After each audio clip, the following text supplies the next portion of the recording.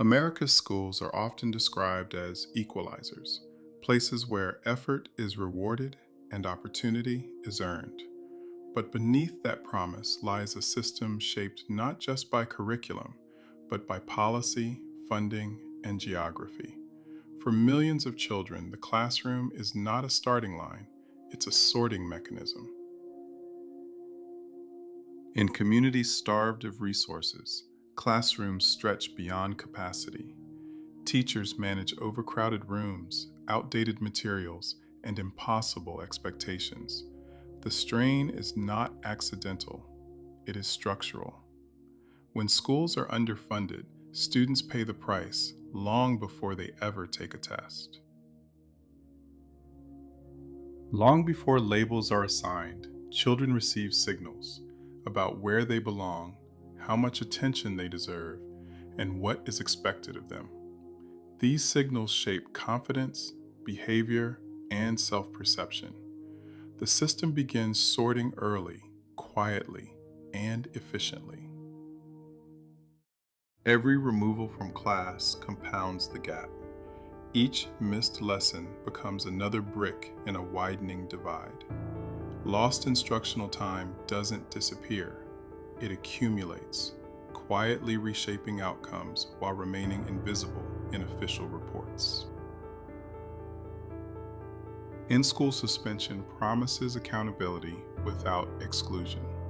In reality, it often delivers isolation without instruction. Students remain physically present, yet academically absent, marked, monitored, and separated from meaningful learning. When students are removed from classrooms, the system frames it as discipline.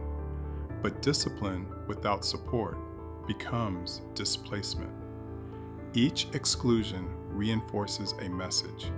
Learning is conditional, and access can be revoked. Academic tracks are presented as neutral pathways, gifted, standard, and remedial. In practice, these tracks harden into lanes that rarely intersect. Early placements often become permanent ceilings, shaping futures before students understand the rules. Opportunity clusters upward. Students labeled gifted receive enrichment, flexibility, and encouragement. Others are routed toward remediation, surveillance, and control. The gap widens not because of ability, but because of expectation. Where a child lives often determines what their school receives. Property taxes fund opportunity in some districts and scarcity in others. The result is a nation where education quality varies block by block, inequality built into the map. When schools shut their doors, communities lose more than buildings. They lose stability, identity, and trust. Closures fracture neighborhoods and force students into unfamiliar systems that rarely account for disruption or loss. Diplomas are meant to signify readiness, but when education is uneven, credentials lose consistency. Students graduate holding proof of completion, not preparation, and face a world that measures them by standards they were never given the tools to meet. Behind every statistic is a student carrying pressure, confusion, and expectation. Timers tick, tests loom, and mistakes become permanent marks.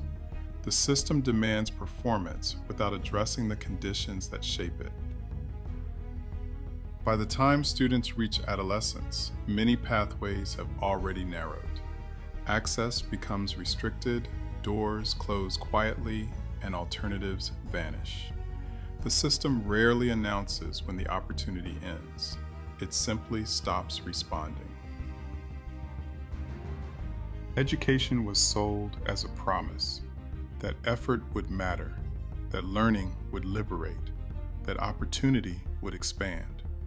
But promises without structure collapse under scrutiny.